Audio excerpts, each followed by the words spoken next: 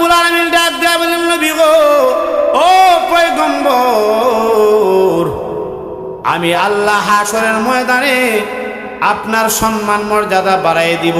দুনিয়ার জমিনের মধ্যে যেমন ভাবে সম্মান মর্যাদা বৃদ্ধি করে দিলাম, ও পয়গম্বর, আপনি যখন কিয়ামতের কঠিন ময়দানে দাঁড়াবেন, তখনও আমি আল্লাহ আপনার সম্মান মর্যাদা বাড়াই দিব। আরো জোরে বলেন না সুবহানাল্লাহ। লক্ষ্য করে দেখুন, কিয়ামতের কঠিন ময়দানে বিশ্ব নবী রাহমাতুল লিল আলামিন যতক্ষণ পর্যন্ত জান্নাতের মধ্যে না যাবেন, ততক্ষণ পর্যন্ত কোনো উম্মত, কোনো নবী রাসূলদের জন্য জান্নাতের মধ্যে যাওয়ার অর্ডার নাই। লক্ষ্য করে দেখুন, কিয়ামতের কঠিন ময়দানে হযরতে আদম পয়গম্বর চলে গেছেন। আল্লাহ রাব্বুল আলামিন ডাক দিয়া বলবেন, আদম নবী ও যান, আপনাকে জান্নাতে যাওয়ার অনুমতি দেওয়া হলো। আদম পয়গম্বর যাবেন। আদম পয়গম্বর গিয়ে দেখবেন জান্নাতের গেটটা বন্ধ রয়েছে। এইভাবে যাবেন নূহ পয়গম্বর, নূহ পয়গম্বরও দেখবেন জান্নাতের গেট বন্ধ রয়েছে। এইভাবে যাবেন হযরত ইব্রাহিম পয়গম্বর, তিনিও দেখবেন জান্নাতের গেটটা বন্ধ রয়েছে। যেতে যেতে সমস্ত পয়গম্বর একত্রিত হয়ে গেছে, সমস্ত পয়গম্বর জমা হয়ে গেছেন। এবার সমস্ত পয়গম্বরেরা ডাক দেয়া বলবে, আল্লাহ রাব্বুল আলামিন বলে দিলেন, আমরা যেন জান্নাতের মধ্যে চলে যাই, কিন্তু এখনো পর্যন্ত জান্নাতের কোনো দারোয়ান, জান্নাতের রক্ষীরা এখনো পর্যন্ত আমাদেরকে গেটটা খুলে দেয় না। এমনি তখন ঘোষণাকারী ঘোষণা দিয়ে বলবে, ও পয়গম্বরেরা শুনো, আল্লাহ রাব্বুল আলামিন বলেছেন, যতক্ষণ পর্যন্ত শেষ নবী, শ্রেষ্ঠ নবী, আখিরি জমানার পয়গম্বর বিশ্ব নবী মুহাম্মদুর রাসূলুল্লাহ যতক্ষণ পর্যন্ত জান্নাতের মধ্যে না যাবেন, ততক্ষণ পর্যন্ত এই জান্নাতটা উদ্বোধন হবে না। আরো জোরে বলেন না সুবহানাল্লাহ।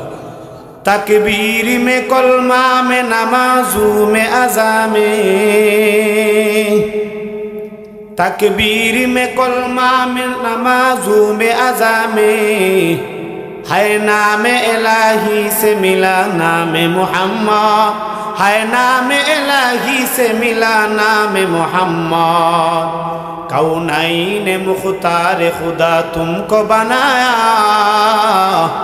कौनैन मुख्तार खुदा तुमको बनाया, उम्मत का निगाहबान खुदा तुमको बनाया, उम्मत का निगाहबान खुदा तुमको बनाया।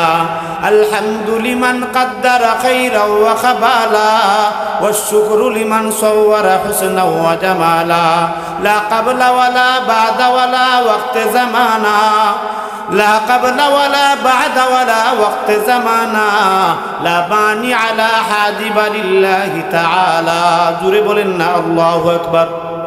ভাইরা আমার, আল্লাহ রাব্বুল আলামিন জানায় দিলেন, নবী আমার, মক্কার কাফেরেরা বলেছে, আস ইবনে ওয়াইল এবং কাব ইবনে আশরাফ সহ মক্কার বেঈমান কাফেরেরা বলেছে, আপনার নাম নেওয়ার মতো কেউ থাকবে না।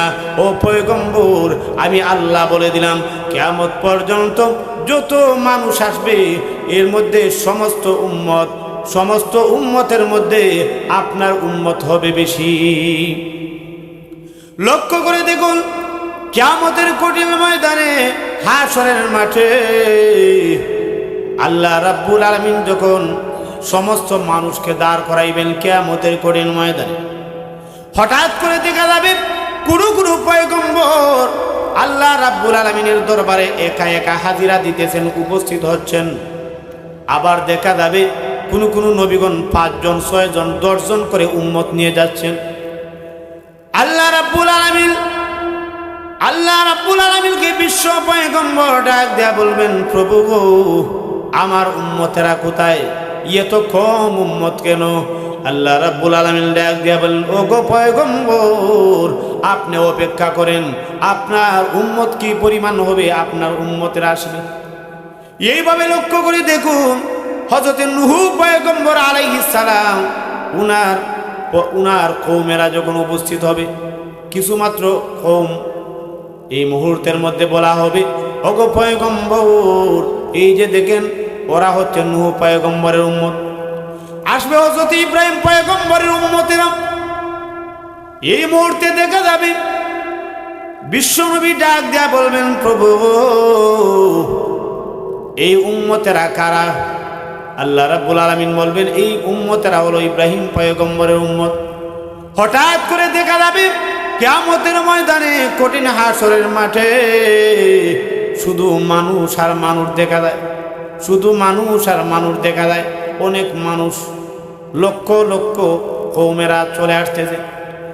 আল্লাহ নবী বিশ্ব নবী রাহমাতুল লিল আলামিন ডাক দিয়া বলবেন, রব্বুল আলামিন ওরা কার উম্মত, কার কওম, কোন নবীর কওম?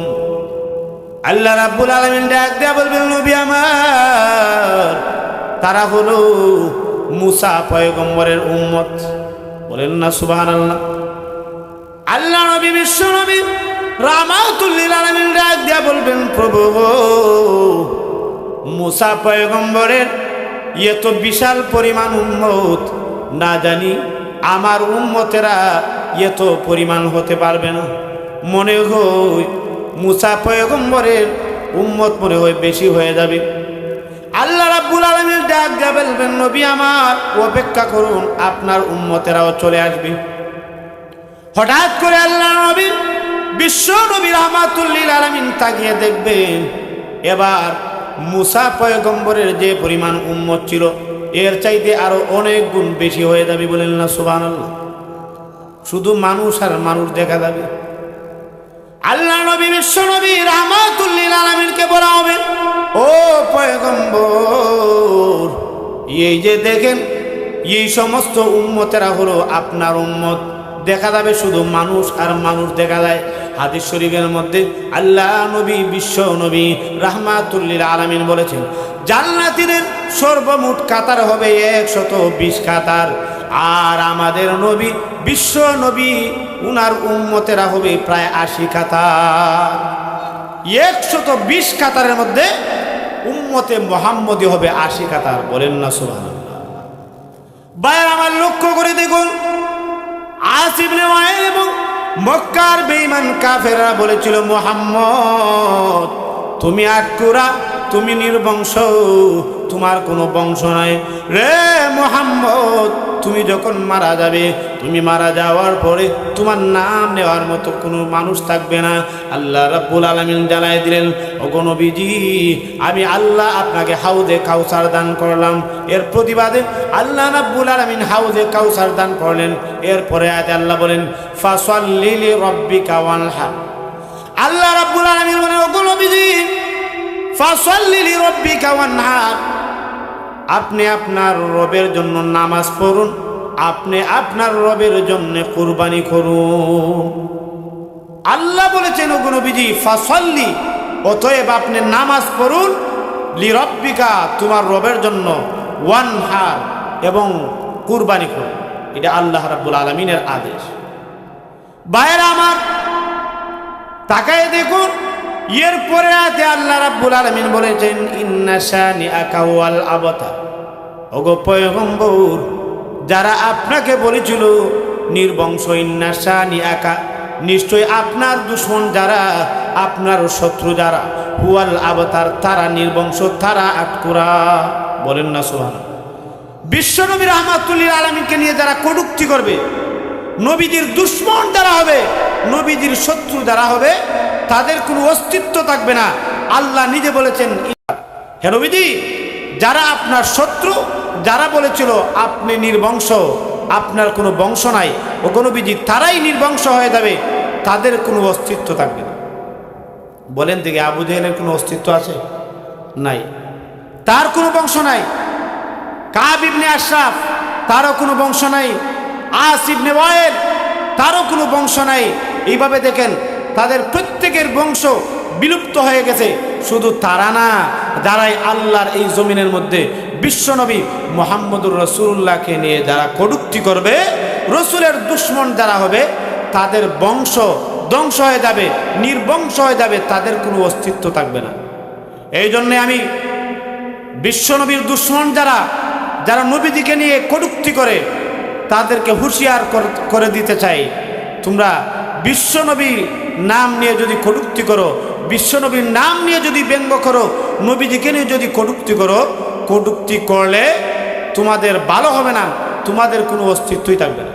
কথা বলেন ঠিক কিনা? নাম শুনছেন নি মির্জা গোলাম আহমদ কাদিয়ানি? এই মির্জা গোলাম আহমদ কাদিয়ানির অস্তিত্ব নাই। তার অবস্থা এমন হয়েছিল, সে নবুয়তের দাবিদার ছিল, মিথ্যা নবুয়তের দাবিদার, বলেন না নাউযুবিল্লাহ। শেষ পর্যন্ত শয়তান বুরাকের সুরতে আসছে, এসে বলতেছে আপনি তো নবী, আপনি আমার পৃষ্ঠের মধ্যে উঠেন, আপনারা নিয়ে মেরাজের মধ্যে যাইতে, বলেন না নাউযুবিল্লাহ। যেই মাত্র মির্জা গোলাম আহমদ কাদিয়ানি এই শয়তানের পৃষ্ঠের মধ্যে উঠছে, বুরাকের সুরতে আসছে, তো সেই বুরাকটি কিছুক্ষণ পরে যখন উঠছে, উঠার পরে এমন জায়গার মধ্যে গেছে, টয়লেটের মধ্যে যাওয়ার পরে টয়লেটের কাছে পরেই এই মির্জা গোলাম আহমদ কাদিয়ানির মৃত্যু হয়েছে, বলেন না নাউযুবিল্লাহ। এই জন্য যারা নাকি বিশ্বনবীকে নিয়ে কটূক্তি করবে, যারা নাকি মিথ্যা নবুয়তের দাবিদার হবে, তাদের মরণ এইরকম মরণই হইব, ল্যাট্রিন আর টয়লেটের মধ্যে পুইনা মরণ হবে। কথা বলেন ঠিক কিনা? এখন লক্ষ্য করে দেখেন মির্জা গোলাম আহমদ কাদিয়ানি, তাদের অনুসারী যারা, তারা বলে আল্লাহ রাব্বুল আলামিন হযরত ঈসা পয়গম্বর আলাইহিস সালাম, ঈসা পয়গম্বর আলাইহিস সালাম, আল্লাহ তাআলা তো বলছেন হযরত ঈসা আলাইহিস সালামকে ওয়ামা সালাবুহু ওয়ামা কাতালুহু ওয়ামা কাতালুহু ওয়ামা সালাবুহু। আল্লাহ তাআলা ঈসা আলাইহিস সালামকে হেফাজত করছেন, ঈসাকে কতল করা হয় নাই, ঈসা আলাইহিস সালামকে শুলিতেও চড়ানো হয় নাই। কারণ খ্রিস্টান যারা, এদের একটা আকীদা বিশ্বাস আছে, তারা বলে ঈসা আলাইহিস সালাম নাকি শুলির মধ্যে চড়ে নিজে নিজে আত্মহত্যা করছেন, বলেন না নাউযুবিল্লাহ। আর আল্লাহ বলছেন ওয়ামা কাতালুহু ওয়ামা সালাবুহু, হযরত ঈসা পয়গম্বরকে হত্যাও কেউ করে নাই, ঈসা আলাইহিস সালাম ওনাকে ফাঁসিও দেওয়া হয় না। আল্লাহ তাআলা হযরত ঈসা আলাইহিস সালামকে উপরে নিয়ে উঠাইছে, আসমানের মধ্যে আছে। এখন মির্জা গোলাম আহমদ কাদিয়ানি তারা একটা প্রশ্ন করে আমাদেরকে, তারা বলে ঈসা পয়গম্বর তিনি যদি এখনো পর্যন্ত জীবিত থাকেন, তাহলে আসমানের মধ্যে ওনার তো প্রস্রাব পায়খানার প্রয়োজন আছে, প্রস্রাব পায়খানার প্রয়োজন আছে, তাহলে প্রস্রাব পায়খানার ব্যবস্থা তো আসমানের মধ্যে নাই, প্রস্রাব পায়খানা থাকে কোথায়? আমরা বলি ও মিথ্যা নবুয়তের দাবিদার বন্ড গোলাম আহমদ কাদিয়ানির অনুসারীরা, তোমরা শুনো, তোমাদেরকে চ্যালেঞ্জ করে দিতে চাই, ঈসা আলাইহিস সালাম যখন আসমানের উপরে পায়খানা করেন, তখন ফেরেশতারা এটারে প্যাকেটিং কইরা আইন না, এরপরে মির্জা গোলাম আহমদ কাদিয়ানির কবরের ভিতরের মধ্যে রাখে। এখন তো তারা পড়ছে বিপদ। তারা বলছে যে কিভাবে এটার প্রমাণ কি? আহলে সুন্নাত ওয়াল জামাতের পক্ষ থেকে জবাব দেওয়া হয়েছে, যদি তোমাদের বিশ্বাস না হয় তাহলে কবর খনন করে দেখো, তোমাদের মির্জা গোলাম আহমদ, তোমাদের মিথ্যা নবুয়তের দাবিদার মির্জা গোলাম আহমদ কাদিয়ানি তার কবরের ভিতরে আছে। এখন দৌড়াইয়া বয়ে আর কবর করতে যায় না, কবর খনন করতে যায় না। কেন কবর খনন করতে যায় না? কেননা কবর যদি খনন করলে এখন হাড্ডি ছাড়া আর কোনো কিছু পাবে। কথা বলেন, হাড্ডি ছাড়া আর কোনো কিছুই পাবে না। এই জন্য বিশ্বনবী রাহমাতুল লিল আলামিন হলেন শেষ নবী। বিশ্বনবীর সম্মান মর্যাদা আল্লাহর কাছে কতটুকু? আল্লাহর পরেই বিশ্বনবীর মর্যাদা, এতে কি কোনো সন্দেহ আছে? না, এতে কোনো সন্দেহ নাই। আল্লাহ রাব্বুল আলামিন বিশ্বনবী রাহমাতুল লিল আলামিনের ইজ্জত সম্মান মর্যাদা আল্লাহ বাড়াই দিয়েছেন, দুনিয়ার মধ্যেও যেমনভাবে বাড়াই দিয়েছেন, কিয়ামতের কঠিন ময়দানেও আল্লাহ রাব্বুল আলামিন বাড়াই দিবেন। এবার শুনেন দুনিয়ার মধ্যে আল্লাহ রাব্বুল আলামিন কিভাবে নবীজির সম্মান মর্যাদা বাড়াই দিয়েছেন। ভাইয়েরা আমার লক্ষ্য করে দেখুন, আল্লাহ নবী বিশ্বনবী রাহমাতুল লিল আলামিন যখন মেরাজের রজনীর মধ্যে গেলেন, মেরাজের রজনীর মধ্যে যাওয়ার পরে একটা নজর বিশ্বনবীকে দেখার জন্য সবাই পাগল পারা হয়ে আছে। ফেরেশতারা দেখা যায় বিশ্বনবীর সঙ্গে সাক্ষাৎ করলো। ঈসা পয়গম্বর আসমানের উপরে বিশ্বনবী রাহমাতুল লিল আলামিনের সঙ্গে সাক্ষাৎ করেছে। এইভাবে সাক্ষাৎ শেষ হওয়ার পরে আল্লাহ নবী বিশ্বনবী রাহমাতুল লিল আলামিন শেষ পর্যন্ত যখন আরশের কাছে চলে গেছেন, সমস্ত ফেরেশতা তখন আল্লাহ রাব্বুল আলামিনের কাছে আবেদন করেছিল, ওগো রাব্বুল আলামিন, তোমার দুস্ত, তোমার মাহবুব, তোমার পয়গম্বর তিনি আরশ কুরসির মধ্যে আসবেন। ওগো আল্লাহ, তোমার পয়গম্বরের দর্শনটা যেন আমরা করতে পারি, এই জন্য আমাদেরকে এই তৌফিকটা দাও। বাইরে আমার লক্ষ্য করে দেখুন, আল্লাহ রাব্বুল আলামিন জানায় দিলেন, ফেরেশতারা রে, ও আমার ফেরেশতারা, 7 আসমানের উপরে এমন একটা গাছ রয়েছে, এই গাছের নাম হলো বড়ই গাছ। 7 আসমানের উপর একটা জায়গা আছে, সিদরাতুল মুনতাহা বলা হয়। এই বড়ই গাছের মধ্যে সমস্ত ফেরেশতারা তখন পাখির সুরতে সবাই গাছের মধ্যে আছে, আর বিশ্ব নবী ওই জায়গার মধ্যে গিয়েছে। এর উদ্দেশ্য হলো বিশ্ব নবী যখন যাবেন সমস্ত ফেরেশতা যেন দেখতে পারে, এই জন্যে মহান আল্লাহর দরবারে দরখাস্ত করেছিলেন। বাইরে আমার শুধু তাই নয়, আল্লাহ রাব্বুল আলামিন আমার নবী বিশ্ব নবী রাহমাতুল লিল আলামিনের ইজ্জত এবং সম্মান কতটুকু বাড়িয়ে দিয়েছেন লক্ষ্য করে দেখেন। আল্লাহ বলেছেন, ওগো নবীজি, আমি আল্লাহ জমিনের আল্লাহ। ওগো নবীজি, আপনি হলেন জমিনের নবী, আমি হলাম আসমানের আল্লাহ, আপনি হলেন আসমানের নবী। বলেন না সুবহানাল্লাহ। বাইরে আমার মেরাজের রজনীতে বিশ্ব নবী রাহমাতুল লিল আলামিন তিনি হঠাৎ করে হযরত ইসরাঈল আলাইহিস সালামের সঙ্গে দেখা হয়ে গেল, সাক্ষাৎ হয়ে গেল। আল্লাহ নবী ডাক দেয়া বলেন, জিবরাইল রে, ও জিবরাইল, উনি কে? আল্লাহর নবীকে বলা হলো, ইয়া রাসূলুল্লাহ, ইয়া হাবিবাল্লাহ, ওগো পয়গম্বর, ওই ব্যক্তিকে আপনি চিনেন না নাকি? আল্লাহ নবী ডাক দেয়া বলেন, জিবরাইল রে, আমি তো আর কোনোদিন আসি নাই, এই জন্য ওই ব্যক্তিকে আমার চিনারও কথা না। আল্লাহ নবী বিশ্ব নবী রাহমাতুল লিল আলামিনকে জিবরাইল ডাক দেয়া বললেন, ইয়া রাসূলুল্লাহ, ইয়া হাবিবাল্লাহ, ওগো পয়গম্বর, তিনি হলেন আল্লাহ রাব্বুল আলামিনের ফেরেশতা হযরত ইসরাফিল আলাইহিস সালাম। আল্লাহ নবী ডাক দেয়া বলেন, তাহলে তুই ইসরাফিলকে সালাম দেওয়া দরকার। আল্লাহ নবী তখন সালাম দিলেন, আসসালাতু আসসালামু আলাইকা ইয়া, আসসালাতু আসসালামু আলাইকা ইয়া ইসরাফিল, আসসালামু আলাইকুম বলে সালাম দিলেন। ইসরাফিল আলাইহিস সালাম সালামের জবাব শুনলেন। বিশ্ব নবী পরপর 3 বার সালাম দিলেন। এবার বিশ্ব নবী বুঝে ফেললেন ইসরাফিল কেন সালামের জবাব দেয় নাই। এমনি বিশ্ব নবী তখন ডাক দেয়া বললেন, রে ইসরাফিল, তুমি সালামের জবাব কেন দিলে না? আমি বিশ্ব নবী 1 বার 2 বার নয়, আমি বিশ্ব নবী 3 বার তোমাকে সালাম দিলাম, এই সালামের জবাব কেন তুমি দাওনি? এমনি ইসরাফিল আলাইহিস সালাম সিংহা মুখে দণ্ডায়মান ছিলেন, সিংহার শব্দ সরাইয়া সঙ্গে সঙ্গে তখন সালামের জবাব দিলেন, ওয়া আলাইকুমুস সালাম ইয়া রাসূলুল্লাহ, ইয়া হাবিবাল্লাহ। ওগো নবীজি, আমি কেন সালামের জবাব দেইনি কেন জানেননি গো? কারণ আমি যদি সালামের জবাব দিতে যাই আর আল্লাহ রাব্বুল আলামিন যদি বলেন, ইসরাফিল রে, তুমি সিংহার মধ্যে ফু দাও, আল্লাহ রাব্বুল আলামিনের হুকুম পালন করতে দেরি হয়ে যাবে, এই জন্যে আমি ইসরাফিল সালামের জবাব দিতে দেরি করলাম। অথচ দেখেন বিশ্ব নবী রাহমাতুল লিল আলামিনকে আসমানের মধ্যে দেখার জন্য সমস্ত নবীরাও পাগল পারা ছিলেন, ফেরেশতাগণও পাগল পারা ছিলেন। বাইরে আমার লক্ষ্য করে দেখুন, আল্লাহ নবী বিশ্ব নবী রাহমাতুল লিল আলামিন মেরাজ শেষ করে যখন বায়তুল মুকাদ্দাসের মধ্যে আসছেন, আল্লাহ রাব্বুল আলামিন ডাক দেয়া বলেন, ও আমার পয়গম্বরেরা, সবাই তোমরা যাও, বিশ্ব নবীকে তোমরা বিদায় দিয়ে আসো। বলেন না সুবহানাল্লাহ। সমস্ত পয়গম্বর সবাই একত্রিত হয়ে গেছে, সবাই একসাথে এসেছে বিশ্ব নবী রাহমাতুল লিল আলামিনকে বিদায় দিবেন।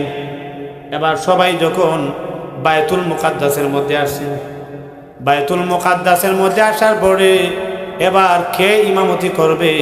ইমামতি করার জন্য সবাই দাঁড়ায় আছে। সমস্ত পয়গম্বর একত্রিত হয়ে গেছেন। হঠাৎ করে জিবরাইল আলাইহিস সালাম বিশ্ব নবী রাহমাতুল লিল আলামিনের হাতের মধ্যে ধরে তখন ডাক দেয়া বলতেছেন, ইয়া রাসূলুল্লাহ, ইয়া হাবিবাল্লাহ, ওগো পয়গম্বর, আপনি ইমামতি করেন। রাসূল সাল্লাল্লাহু আলাইহি ওয়াসাল্লাম ছিলেন ইমামুল আম্বিয়া। রাসূলকে ইমামুল আম্বিয়া বলা হয়, আম্বিয়াদের সর্দার। রাসূল ওই সময় কি করছেন? সমস্ত আম্বিয়া কেরামের উপস্থিতিতে নবীজি নামাজের ইমামতি করেছেন। বলেন না সুবহানাল্লাহ। এই জন্য নবীজির সম্মান, ইজ্জত, সম্মান আল্লাহ রাব্বুল আলামিন দুনিয়ার মধ্যেও বৃদ্ধি করছেন। কিয়ামতের কঠিন ময়দানেও বিশ্ব নবীর ইজ্জত সম্মান হবে। ভাইয়েরা আমার, বক্তা এসে গেছেন, অত্যন্ত চমৎকার কণ্ঠে আলোচনা করেন। বয়সে যদিও আমার ছোট হয়ে থাকে, কিন্তু আলহামদুলিল্লাহ আমাদের গোটা সিলেট বিভাগে তিনি প্রোগ্রাম করেন। অত্যন্ত চমৎকার আলোচনা, সুন্দর আলোচনা। আমার ছোট ভাই মাওলানা রশিদুল ইসলাম ফারুকি সাহেব, তিনি যেহেতু আসছেন, আর বক্তা আসলে বক্তারে বসায় রেখা অন্য বক্তা আলোচনা করবে, এটা আসলে শানের খেলাফ। বিশেষ করে আমার অন্তত এই অভ্যাস নাই। আমি এটা মনে করেন নিজের তাকওয়ার খেলাফ মনে হয় আমার কাছে, যে বক্তা একজন আসছেন আর উনারে বসায় রাইকা এরপরে আমি আলোচনা করব, এটা আমার কাছে অন্তত এটা বাদ জিনিস মনে হয়। যাই হোক,